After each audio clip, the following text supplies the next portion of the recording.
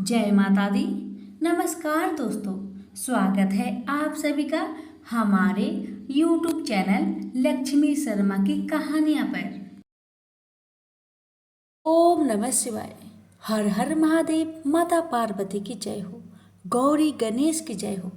प्रिय भक्तजनों, आज सोमवार के दिन आप सभी सुनेंगे उमापति शंकर भगवान की कथा।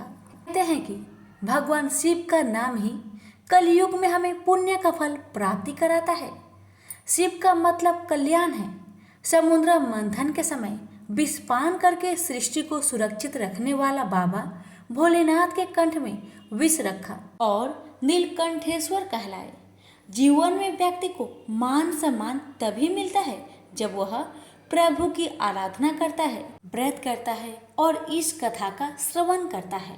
आइए श्रवण करें सभी मनोकामना को पूर्ण करने वाली उमापति शंकर भगवान की कथा।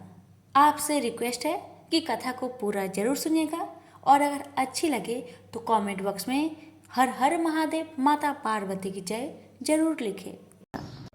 अमरपुर नगर में एक धनी व्यापारी रहता था। दूर दूर तक उसका व्यापार फैला हुआ था।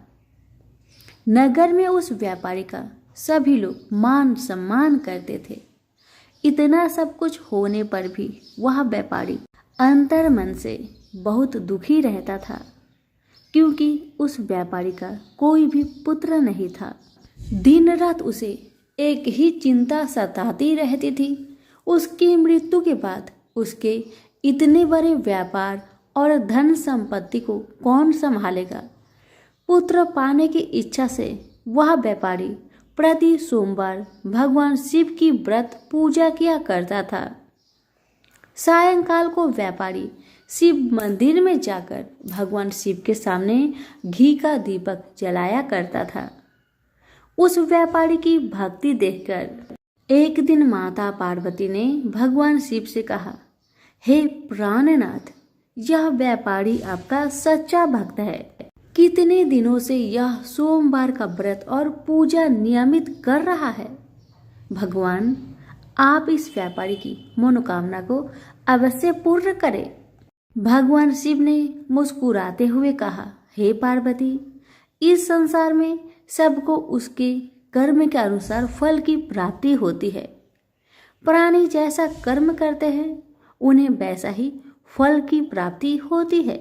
इसके बावजूद पार्वती जी नहीं मानी।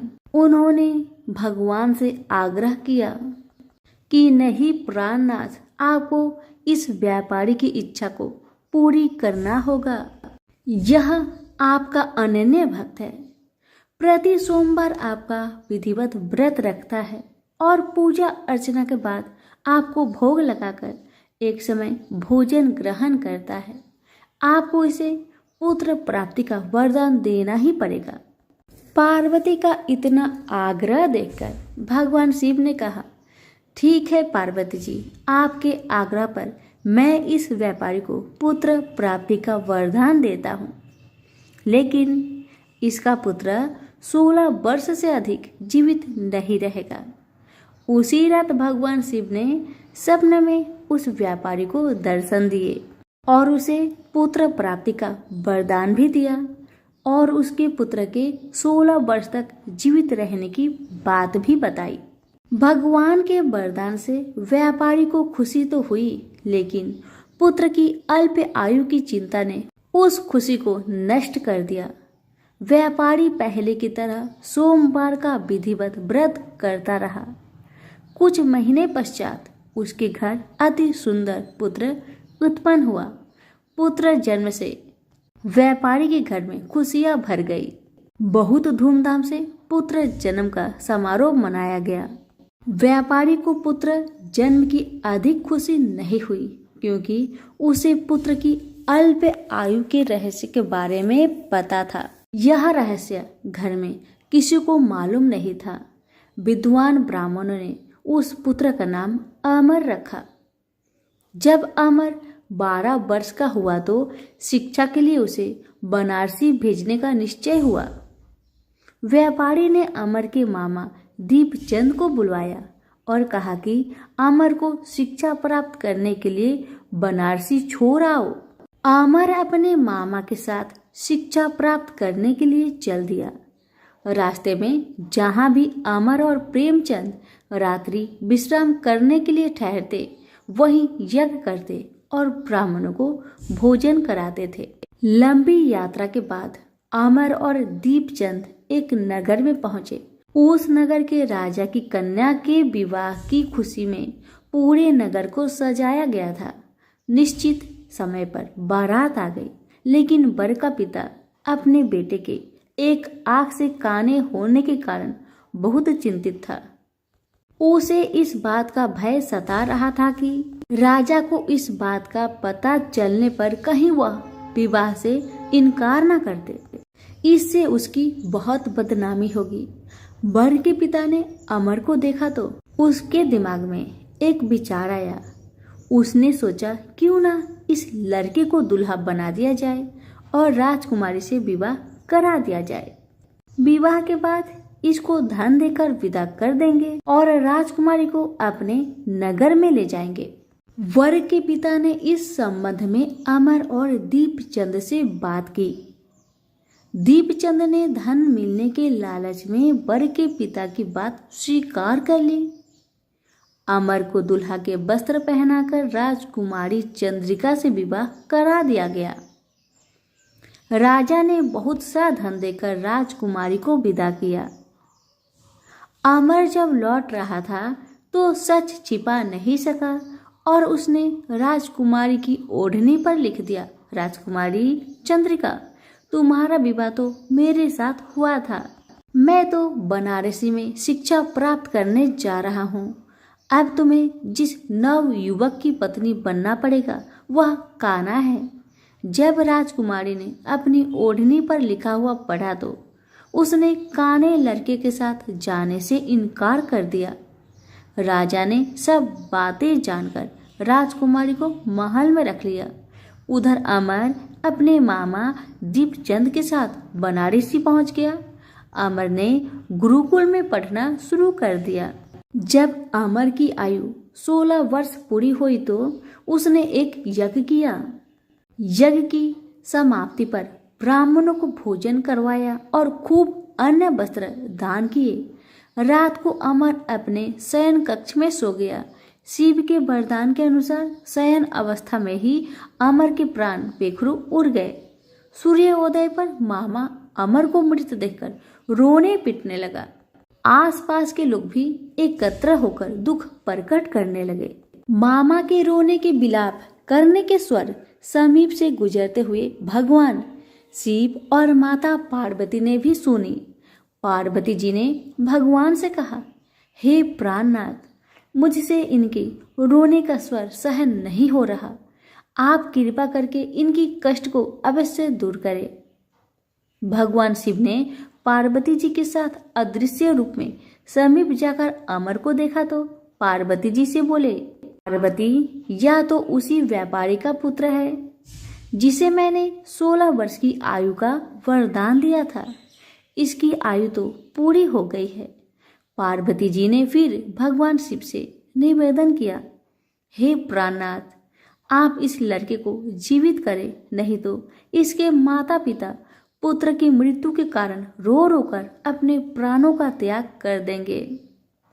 इस लड़के का पिता तो आपका परम भक्त है। वर्षों से सोमवार का व्रत करते हुए आपको भोग लगा रहा है। पार्वती के आग्रह करने पर भगवान शिव ने उस लड़के को जीवित होने का वरदान दिया और कुछ ही पल में वह जीवित होकर उठ बैठा। शिक्षा समाप्त करके अमर मामा के साथ अपने नगर की ओर चल दिया। दोनों चलते हुए उसी नगर में पहुंचे जहां अमर का विवाह हुआ था। उस नगर में भी अमर ने यज्ञ का आयोजन किया। समीप से गुजरते हुए नगर के राजा ने यज्ञ का आयोजन देखा। राजा ने अमर को तुरंत पहचान लिया। यज्ञ समाप्त होने पर राजा अमर और उसके मामा को महल में ले गया और कुछ दिन उन्हें महल में रखकर बहुत सा धन वस्त्र देकर राजकुमारी के साथ विदा किया। रास्ते में सुरक्षा के लिए राजा ने बहुत से सैनिकों को भी साथ भेज दिया। दीपचंद ने नगर में पहुंचते ही एक दूत को घर भेजकर अपने आगमन का सूचना भेजी। अपने बेटे अमर के जीवित वापस लौटने की सूचना से व्यापारी बहुत प्रसन्न हुआ। व्यापारी ने अपनी पत्नी के साथ स्वयं को एक कमरे में बंद कर रखा था।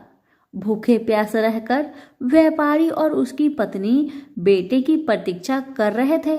उन्होंने प्रतिज्ञा कर रखी थी कि यदि उन्हें बेटे की मृत्यु का समाचार मिला तो दोनों अपने प्राण त्याग देंगे। व्यापारी अपनी पत्नी और मित्रों के साथ नगर के द्वार पर पहुंचा। अपने बेटे के विवाह का समाचार सुनकर पुत्रवधू राजकुमारी चंद्रिका को देखकर उसकी खुशी का ठिकाना नहीं रहा। उसी रात भगवान शिव ने व्यापारी के सपने में आकर कहा कि हे श्रेष्ठी, मैंने तेरे सोमवार के व्रत करने और व्रत कथा सुनने से प्रसन्न होकर तेरे पुत्र को लंबी आयु प्रदान की है। व्यापारी बहुत प्रसन्न हुआ। सोमवार का व्रत करने से व्यापारी के घर में खुशियां लौट आई। शास्त्रों में लिखा है कि जो स्त्री पुरुष सोमवार का विधिवत व्रत करते हैं और व्रत कथा सुनते हैं उनकी सभी इच्छाएं पूरी होती है। तो प्रेम से बोले उमापति शंकर की जय हो। एक बार भगवान शिव कैलाश पर्वत पर समाधि लगाकर बैठ गए। वर्ष पर वर्ष बीतते चले लेकिन उनकी समाधि भंग नहीं हुई। इससे सृष्टि का कल्याण और संहार रुक गया। सृष्टि के कामों में रुकावट आने से ब्रह्मा, विष्णु तथा अन्य देवताओं को बहुत चिंता हुआ और वे भगवान शिव की समाधि भंग करने के लिए उपाय सोचने लगे।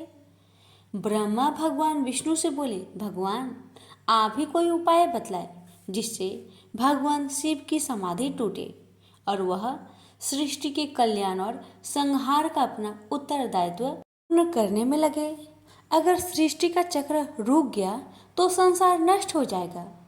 विष्णु भगवान बोले, ब्रह्मा जी आपने ही तो इस सृष्टि को पैदा किया है, आपने ही विधान बनाया है, इसलिए आप ही कोई उपाय सोच सकते हैं। ब्रह्मा जी बोले, भगवान शिव की समाधि अगर हमने किसी उपाय से भंग कर भी दी तो वह कल फिर समाधि लगा लेंगे। मैं चाहता हूँ कि कोई ऐसा अस्थायी उपाय सोचा जाए कि सृष्टि का चक्र विधान के अनुसार चलता रहे। विष्णु जी बोले, हम जिस उपाय से अब तक ऋषि मुनियों की तपस्या भंग करते आए हैं, क्या उसी प्रकार कामदेव को भेजकर भगवान शिव की समाधि भंग नहीं की जा सकती? भगवान शिव निर्विकार है, अर्थात उनके मन में ना तो कोई विकार है और न पैदा किया जा सकता है, इसलिए यह उपाय कारगर सिद्ध नहीं होगा। ब्रह्मा जी बोले, भगवान हो सकता है कामदेव से प्रभावित होकर भगवान शिव अपनी समाधि तोड़ दे और फिर किसी स्त्री से विवाह कर ले। विवाहित होने के बाद उनकी आए दिन की इस समाधि से मुक्ति मिल जाएगी। विष्णु जी बोले, लेकिन पितामह आपकी नज़र में क्या कोई ऐसी कन्या है जो निर्जन पर्वत पर रहने वाले शिव को पति रूप में स्वीकार कर ले? ब्रह्मा जी बोले, मैंने इस काम के लिए योग माया से प्रार्थना की है। उन्होंने चतुर्भुज चामुंडा के रूप में मुझे दर्शन देकर वचन दिया है, वह शिव के साथ विवाह करने के लिए तैयार है। माँ भगवती अपने वचन का पालन करने के लिए प्रजापति की पुत्री के रूप में जन्म ले चुकी है। प्रजापति दक्ष ने उनका नाम सती रखा है। इसका अर्थ है पहले ही सारी व्यवस्था कर चुके हैं। विष्णु बोले, मुझे केवल आपकी अनुमति की आवश्यकता थी भगवान। ब्रह्मा जी बोले, इधर भगवती दुर्गा ने दक्ष प्रजापति की कन्या सती के रूप में जन्म ले लिया था। जब वह बड़ी हुई तो उन्होंने अपने पिता दक्ष प्रजापति से कहा कि वह भगवान शिव का पति के रूप में मन ही मन में वर्ण कर चुकी है। सती की बात सुनकर दक्ष बोले, तुम पागल हो गई हो बेटी, शिव तो संसार में वैराग्य ले चुके हैं, वह कभी भी सांसारिक बंधनों में नहीं बंधना चाहेंगे। सती बोली, आप चिंता मत कीजिए पिताजी, मैं अपनी तपस्या द्वारा उन्हें विवाह करने के लिए तैयार कर लूँगी। दक्ष बोले, कोशिश करके देख लो बेटी, लेकिन मुझे आशा नहीं है कि तुम्हारी तपस्या शिव की समाधि भंग कर सकेगी। सती ने माता पिता से आज्ञा लेकर घर में ही भगवान शिव की आराधना करनी आरंभ कर दी। सती की तपस्या के प्रभाव से भगवान शिव की समाधि टूट गई। वह उमा के सामने प्रकट होकर बोले, मैं तुम्हारी तपस्या से बहुत प्रसन्न हूँ उमा, जो भी चाहो वर मांग लो। उमा बोली, भगवान यदि आप मेरी तपस्या से प्रसन्न हैं तो मुझे पत्नी के रूप में स्वीकार कर लीजिए। भगवान शिव तथास्तु कह के वहां से अंतर्ध्यान हो गए। स्त्री की इच्छा अनुसार प्रजापति दक्ष ने उमा का विवाह शिव के साथ कर दिया। शिव उमा को लेकर कैलाश पर्वत पर आ गए। एक बार ब्रह्मा जी के दरबार में सब देवता बैठे थे। दक्ष प्रजापति भी वहां आए। ब्रह्मा पुत्र होने तथा सृष्टि बढ़ाने के कारण उनकी प्रतिष्ठा को देखते हुए सबने खड़े होकर उन्हें आदर दिया, प्रणाम किया, पर भगवान शिव वैसे ही बैठे रहे, उनके लिए जैसे कोई आया ही नहीं था। दक्ष ने इसे अपना अपमान समझा और क्रोध में कह बैठे, शिव मेरे जमाता हैं, उन्हें चाहिए था कि मुझ ससुर को उठकर प्रणाम करके आदर देते, पर लगता है इनमें देवताओं के योग शिष्टाचार नहीं है। किसी भी देव यज्ञ में भाग लेने की पात्रता इनमें नहीं है, अतः इन्हें किसी यज्ञ में भाग न दिया जाए। दक्ष क्रोध में बोलते रहे, शिव के लिए जैसे कुछ हुआ ही नहीं हो। वे उसी तरह मुस्कुराए चुप रहे। ब्रह्मा जी की सभा से लौटने के बाद दक्ष ने अपने श्राप को प्रतिष्ठा के लिए स्वयं एक यज्ञ किया तथा निश्चय किया कि इसी यज्ञ में शिव को यह भाग न देने की प्रारंभ किया जाए। उन्हें उस विशाल यज्ञ में भाग लेने के लिए समस्त देवताओं को आमंत्रण भेजा। यज्ञ शुरू हुआ तो देवता लोग आकाश मार्ग से यज्ञ में भाग लेने के लिए जाने लगे। दक्ष की पुत्री सती, जो अपने पति शिव के साथ कैलाश धाम में बैठी थी, देवताओं तथा देव पत्नियों को इस प्रकार सज धज कर जाते देख शिव से पूछ बैठी, प्रभु ये सारे देवता अपनी पत्नियों के साथ कहाँ जा रहे हैं? तब भगवान शिव ने कहा, तुम्हें पता नहीं, तुम्हारे पिता दक्ष प्रजापति ने भूमंडल पर बहुत बड़ा यज्ञ शुरू किया है, उसी में भाग लेने के लिए ये सब जा रहे हैं। यह सुनकर सती को आश्चर्य हुआ।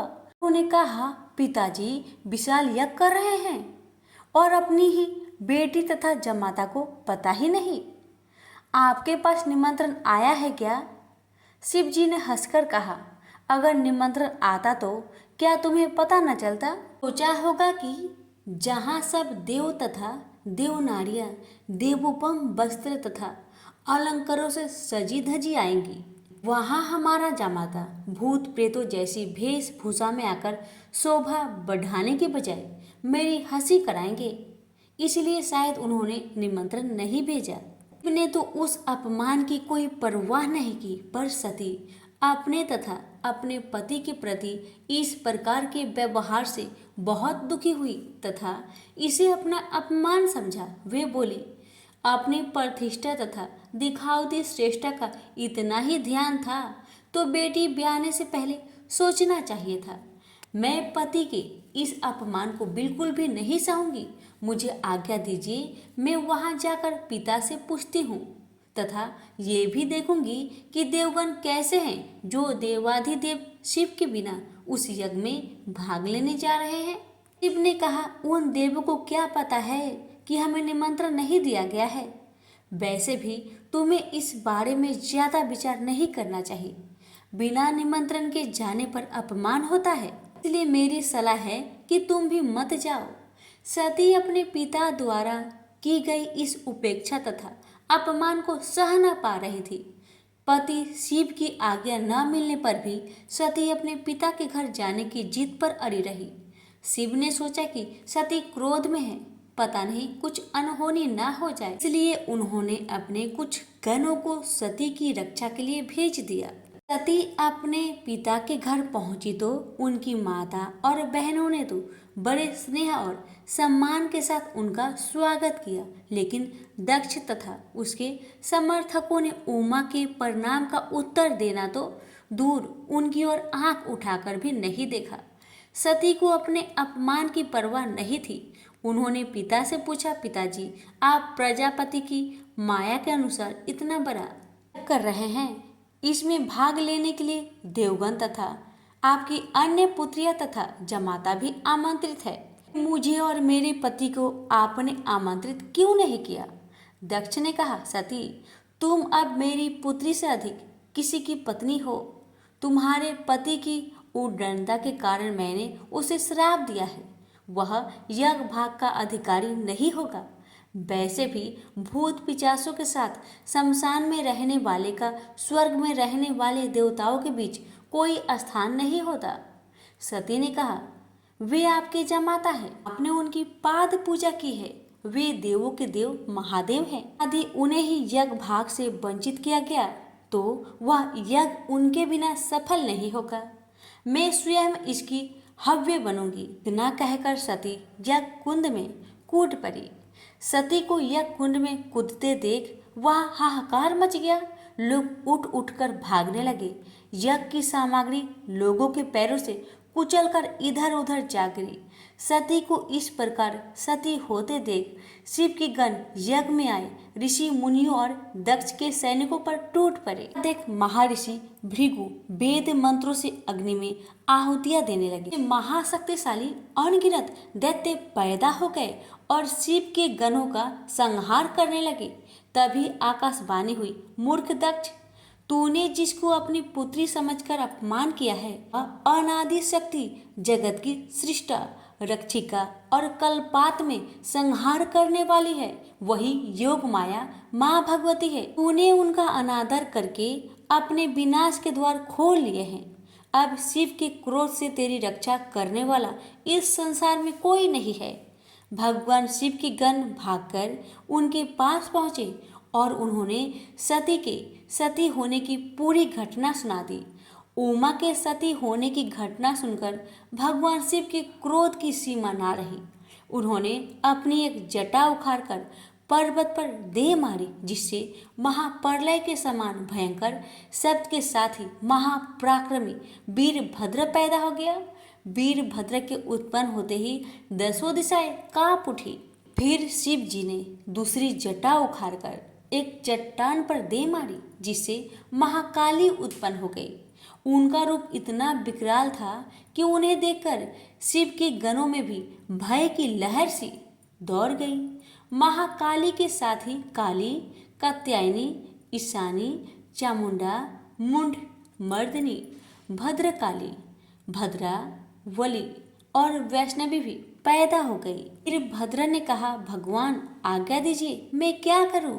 यदि आपकी आज्ञा हो तो मैं क्षण भर में ही सारे समुद्र को सोख कर मुझे ब्रह्मांड को भस्म कर डालूं और सारे देवताओं और ऋषि मुनियों को भी भस्म कर दूं।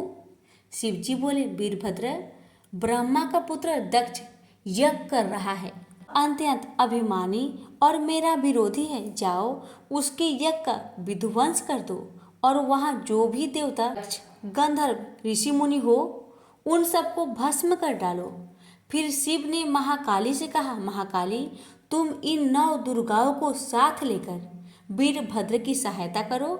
दक्ष उसकी पत्नी और बंधु बांधवों को मारकर उसके वंश को समाप्त कर दो। भगवान शिव की आज्ञा पाते ही वीरभद्र और भद्रकाली ने यज्ञ भूमि में पहुंचते ही जैसे प्रलय मचा दी। दक्ष की सेनाओं को समाप्त करके वे दोनों शिव जी के गणों के साथ जो भी सामने आया उसी को मौत के घाट उतारते चले गए। उन्होंने यज्ञ की वेदी तोड़ डाली, यज्ञ में काम आने वाली सारी वस्तुओं उठाकर नष्ट कर दिया। घबराकर दक्ष भगवान विष्णु से बोले, भगवान, अब आप ही हमें सब संकटों से मुक्ति दिला सकते हैं। विष्णु बोले, दक्ष, तुमने शिव जी का अपमान करके भयंकर अपराध किया है। उनके गणों का सेनापति वीरभद्र इतना शक्तिशाली है कि मैं भी उनका कुछ नहीं बिगाड़ सकता। वीरभद्र ने ऋषि मुनियों और देवताओं को पृथ्वी पर पटक पटक कर मार डाला। भृगु ऋषि की छाती पर पाँव रखकर उनकी दाढ़ी उखाड़ ली। शिव जी को देखकर हंसने वाले ऋषि पूषा के दांत तोड़ डाले और फिर वेदी के भीतर छिपे दक्ष को बाहर खींचकर उसका सिर हाथों से मोड़कर धधकते हुए अग्नि कुंड में फेंक दिया। इस प्रकार अपने स्वामी का अपमान करने वाले दक्ष को पूर्ण रूप से दंडित करके वीरभद्र कैलाश पर्वत पर लौट गए। प्रेम से बोलिए उमापति शंकर भगवान की जय। किसी गांव में एक निर्धन ब्राह्मण अपने पत्नी और पुत्र के साथ रहता था। ब्राह्मण को जो उस गांव से भिक्षा मिलती थी उसी से वह अपने परिवार का भरण पोषण करता था। एक दिन ब्राह्मणी अपने पति से बोली, मुझे अपनी कोई चिंता नहीं है स्वामी, मैं आपके साथ भूखी प्यासी रहकर भी अपना जीवन व्यतीत कर सकती हूँ, लेकिन मुझे अपने बेटे की भूख प्यास नहीं देखी जाती। ब्राह्मण बोला, मैं तुम्हारी भावनाओं को समझता हूँ प्रिय, लेकिन भाग्य का लेख को विधाता भी नहीं बदल सकता। हमारे भाग्य में निर्धन रहना ही लिखा है। ब्राह्मणी बोली, भाग्य के भरोसे बैठा रहना मूर्खता के सिवा कुछ नहीं है। अगर इंसान कोशिश करे तो वह कर्म करके अपने भाग्य को बदल सकता है। आप कहीं परदेश में जाइए, मुझे विश्वास है कि आप वहाँ अच्छी आय करेंगे और हमारा भाग्य बदल जाएगा। ब्राह्मण बोला, तुम्हारी बात तर्क संगत है प्रिय, मगर मुझे भिक्षा मांगने और पंडिताइन के सिवा कोई काम नहीं आता। ब्राह्मणी बोली, हमारे गांव में आपकी पंडिताई की कोई कद्र नहीं है। किसी दूसरे या नगर में आपकी पंडिताई चल निकले तो हमारे बुरे दिन फिर जाएंगे। अपनी पत्नी की सलाह मानकर ब्राह्मण दूसरे नगर में पहुंच गया। उसका दुर्भाग्य उस पर घात लगाए बैठा था। नगर में उसे कोई टके सेर पूछने वाला भी नहीं था।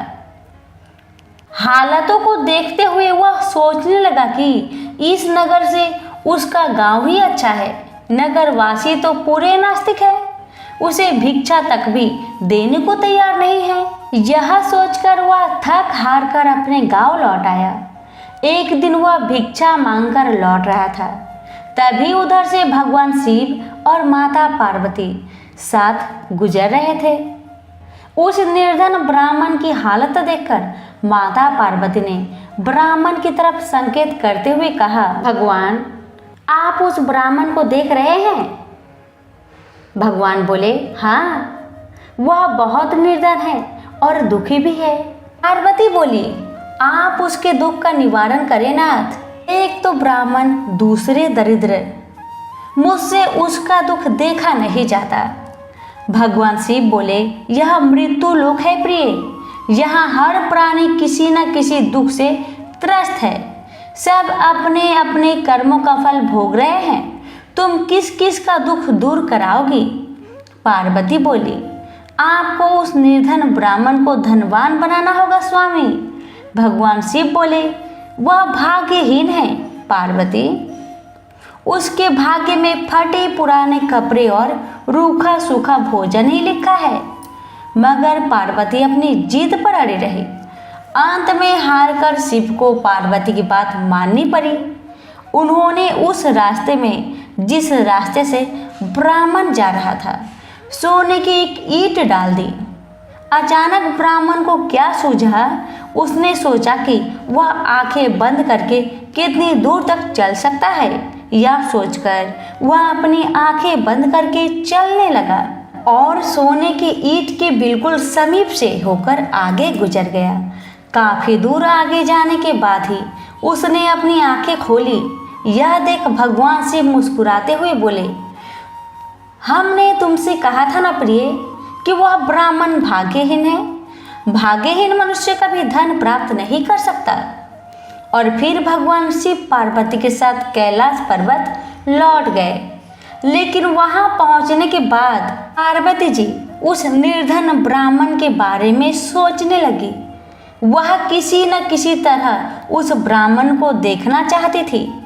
पार्वती को उदास देखकर भगवान शिव ने पूछा, क्या बात है प्रिय, इतना उदास क्यों हो? पार्वती ने भगवान शिव से निवेदन किया, स्वामी, उस निर्धन ब्राह्मण का परिवार 3 सदस्य का है, उनमें आप किसी एक को धनवान बना दीजिए, ब्राह्मण परिवार की दरिद्रता मिट जाएगी। आप उन तीनों को एक एक वर दे। मुझे उम्मीद है कि वे तीनों आपसे दौलत का वर ही मांगेंगे, इस तरह वे धनवान बन जाएंगे। भगवान शिव बोले, ठीक है प्रिय, जैसा तुम चाहोगी वैसा ही होगा। और फिर कुछ दिनों बाद भगवान शिव पार्वती के साथ ब्राह्मण के घर पहुंचे। साक्षात भगवान शिव और माता पार्वती को देखकर ब्राह्मण परिवार आत्मा विभोर हो उठा। उन्होंने भगवान शिव और पार्वती के चरण स्पर्श किए। शिव भगवान बोले, मैं तुम तीनों को एक एक वर देना चाहता हूँ। तुम तीनों अपनी इच्छा अनुसार वर मांग सकते हो। ब्राह्मणी उतावली होते हुए बोली, पहले मुझे वर दीजिए प्रभु। भगवान शिव ने कहा, मांगो, क्या चाहती हो? काफी सोचने समझने के बाद ब्राह्मणी बोली, भगवान, मुझे दुनिया की सबसे अधिक खूबसूरत और जवान औरत बना दीजिए।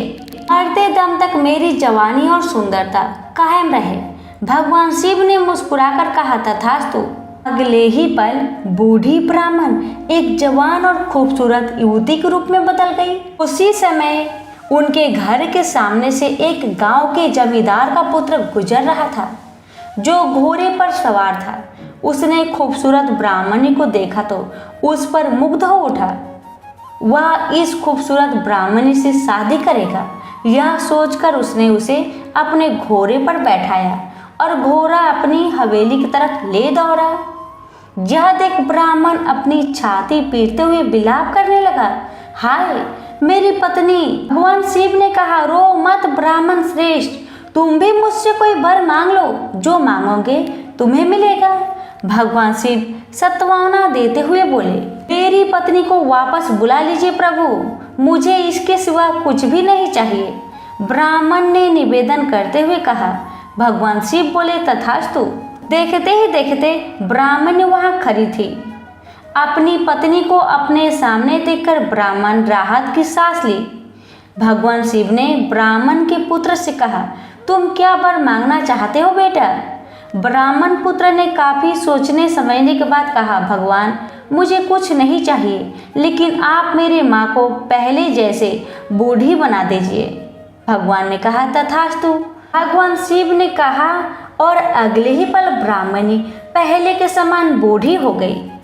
ब्राह्मण परिवार की मूर्खता पर पार्वती ने अपने माथा पीट लिया।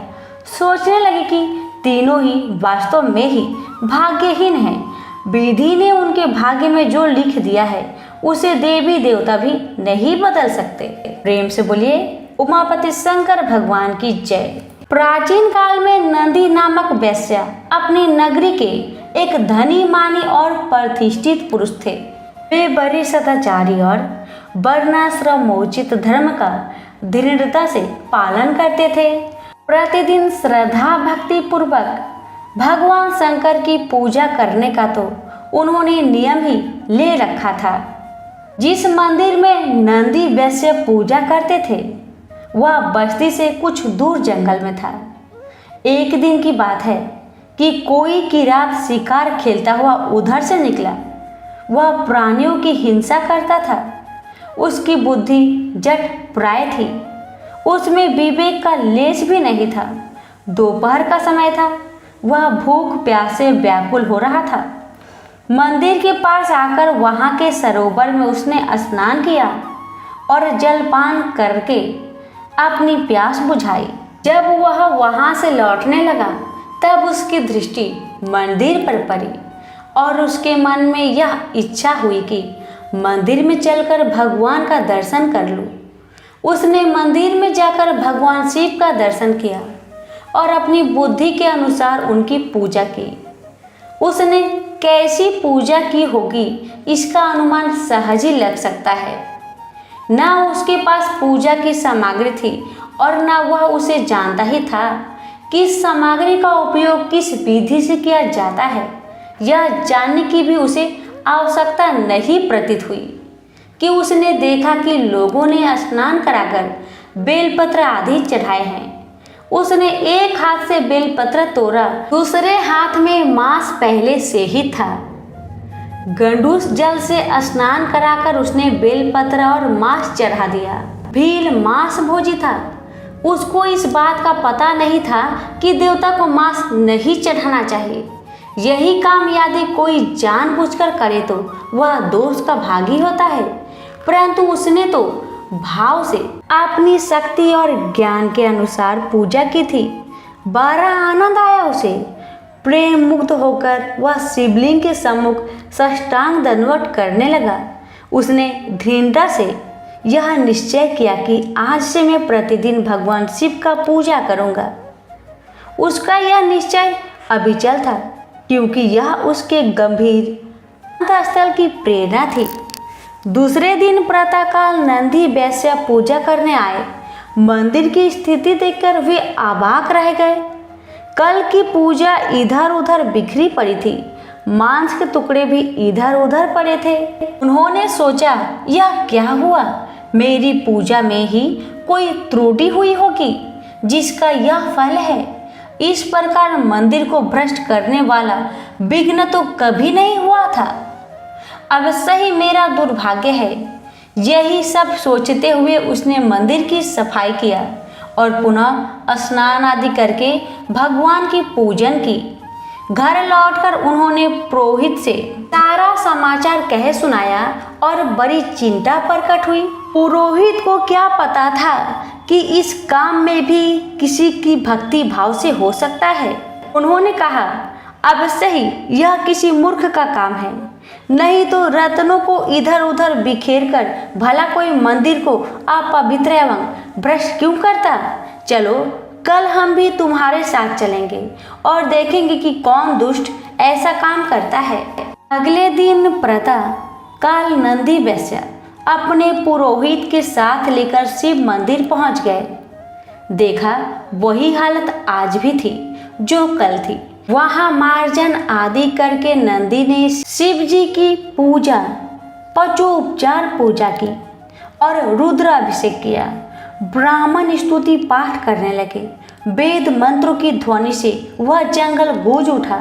सबकी आंखें लगी हुई थी कि देखो मंदिर को भ्रष्ट करने वाला कब किधर से आता है। दोपहर के समय की रात आया। उसकी आकृति बड़ी भयंकर थी। हाथों में धनुष बांध लिए। भगवान शिव की कुछ ऐसी ही लीला थी कि किरात को देखकर सब के सब डर गए और एक कोने में जा छिपे।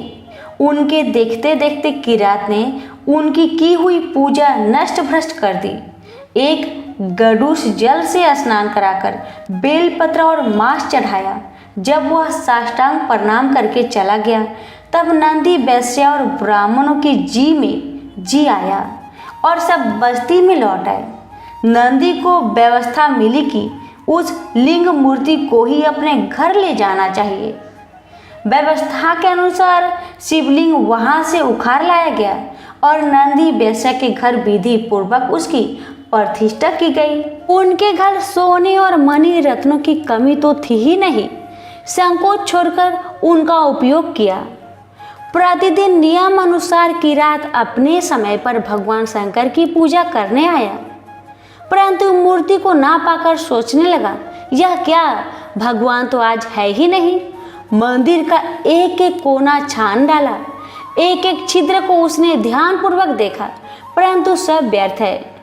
उसके भगवान उसे नहीं मिले। किरात की दृष्टि में वह मूर्ति नहीं थी, स्वयं भगवान थे। अपने प्राण के लिए वह भगवान की पूजा नहीं करता था, किंतु उसने अपने प्राणों को उन पर निछावर कर रखा था। अपने जीवन सर्वस्त्र प्रभु को न पाकर वह विहल हो गया और बड़े आर्त स्वर में पुकारने लगा, महादेव, मुझे छोड़कर तुम कहाँ चले गए? प्रभु, अब एक क्षण का विलंब सहन नहीं होता मेरे से। मेरे प्राण तड़प रहे हैं। यदि तुम्हारे दर्शन नहीं होंगे तो मैं जीकर क्या करूँगा? यह कहकर किरात ने अपने हाथ से अपने शरीर का सारा मांस काटकर उस स्थान पर रखा जहाँ पहले शिवलिंग था, क्योंकि अब उसने प्राण त्याग का निश्चय कर लिया था। किरात की तब मन्नत्या देखकर शिव ने अपनी समाधि भंग की। वे उसके चर्म चक्षुओं के सामने प्रकट हो गए और बोले, महाप्राज्ञ वीर, मैं तुम्हारे भक्ति भाव प्रेम का ऋणी हूँ। तुम्हारे जो बड़े से बड़े अभिलाषा हो वह मुझसे कहो, मैं तुम्हारे लिए सब कुछ कर सकता हूँ। भगवान की वाणी और संकल्प ने किरात को बाहर देखने के लिए विवश किया, परंतु जब उसने जाना कि मैं तो भीतर देख रहा था, वही बाहर भी है, तब तो उसकी प्रेम भक्ति पराकाष्ठा को पहुंच गई और वह सर्वाग्र से नमस्कार करता हुआ श्री भगवान के चरणों में लौट गया। भगवान के प्रेम पूर्वक उठाने पर और प्रेरणा करने पर उसने प्रार्थना की, भगवान मैं तुम्हारा दास हूँ, तुम मेरे स्वामी हो, मेरा यह भाव सर्वदा बना रहे और मुझे चाहे जितनी बार जन्म लेना पड़े तुम्हारी सेवा में संलग्न रहूं। किरात की निष्काम प्रेम पूर्वक प्रार्थना सुनकर भगवान बहुत प्रसन्न हुए और उन्होंने सदा के लिए उसे अपना पार्षद बना लिया। उसे पार्षद रूप में प्राप्त करके भगवान शंकर को बड़ा आनंद हुआ और वे अपने उल्लास को प्रकट करने के लिए डमरू बजाने लगे। भगवान शंकर के डमरू के साथ ही तीनों लोकों में भेरी, शंख, मृदंग और नगाड़े बजने लगे। सर्वत्र जय जय की ध्वनि होने लगी। शिव भक्तों की चित्त में आनंद की बाढ़ आ गई। वह आनंद कोलाहल तत्क्षण नंदी वैश्या के घर पहुंच गया। उन्हें बड़ा आश्चर्य हुआ और वे अविलंब वहां पहुंचे। किरात के भक्ति भाव और भगवत प्रसाद को देखकर उनका हृदय गदगद हो गया और जो कुछ ज्ञान अज्ञान रूप मल था उनके चित्त की भगवान धन आदि से प्राप्त हो सकते हैं, वह सब कुछ धुल गया। वे मुग्ध होकर किरात की स्तुति करने लगे। हे तपस्वी, तुम भगवान के परम भक्त हो, तुम्हारी भक्ति से ही प्रसन्न होकर भगवान यहाँ प्रकट हुए हैं। मैं तुम्हारी शरण में हूँ, अब तुम ही मुझे भगवान के चरणों में अर्पित करो। नंदी की बात से किरात को बड़ी प्रसन्नता हुई। उसने तत्क्षण नंदी का हाथ पकड़कर भगवान के चरणों में उपस्थित किया। उस समय भोले बाबा सचमुच भोले बन गए। उन्होंने किरात से पूछा, ये कौन सज्जन है? मेरे गनों में इन्हें लाने की क्या आवश्यकता थी? किरात ने कहा, प्रभु ये आपके सेवक है, प्रतिदिन रत्न माणिक्य से आपकी पूजा करते थे, आप इनको पहचानिए और स्वीकार कीजिए। शिव ने हंसते हुए कहा, मुझे तो इनकी बहुत कम याद पड़ती है। तुम तो मेरे प्रेमी हो, सखा हो, परंतु ये कौन है? देखो भाई, जो निष्काम है, निष्कपट है और हृदय से मेरा स्मरण करते हैं, वे ही मुझे प्यारे हैं और मैं उन्हीं को पहचानता हूँ। किरात ने प्रार्थना की, भगवान मैं आपका भक्त हूँ और यह मेरा प्रेमी है। आपने मुझे स्वीकार किया और मैंने इसे, हम दोनों ही आपके पार्षद हैं। अब तो भगवान शिव को बोलने के लिए कोई स्थान ही नहीं था। भक्त की स्वीकृति भगवान की स्वीकृति से बढ़कर होती है। किरात के मुख से यह बात निकलते ही सारे संसार में फैल गई। लोग सत सत मुख से प्रशंसा करने लगे कि किरात ने नंदी वैश्य का उद्धार कर दिया। उसी समय बहुत से ज्योतिर्मय विमान वहां आ गए। भगवान शंकर का रुपया प्राप्त करके दोनों भक्त उनके साथ कैलाश गए और माँ पार्वती के द्वारा उत्कृत होकर वही निवास करने लगे।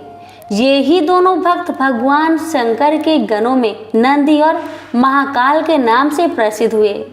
इस प्रकार नंदी की भक्ति के द्वारा किरात की भक्ति को उत्तेजित करके और किरात की भक्ति के द्वारा नंदी की भक्ति को पूर्ण करके आशुतोष भगवान शिव ने दोनों को स्वरूप दान कर लिया और कृत्य बनाया। तो सभी प्रेम से बोलिए उमापति शंकर भगवान की जय। कथा को लाइक शेयर जरूर करें। भगवान आपकी और हमारी सभी की मनोकामना को पूर्ण करें। धन्यवाद।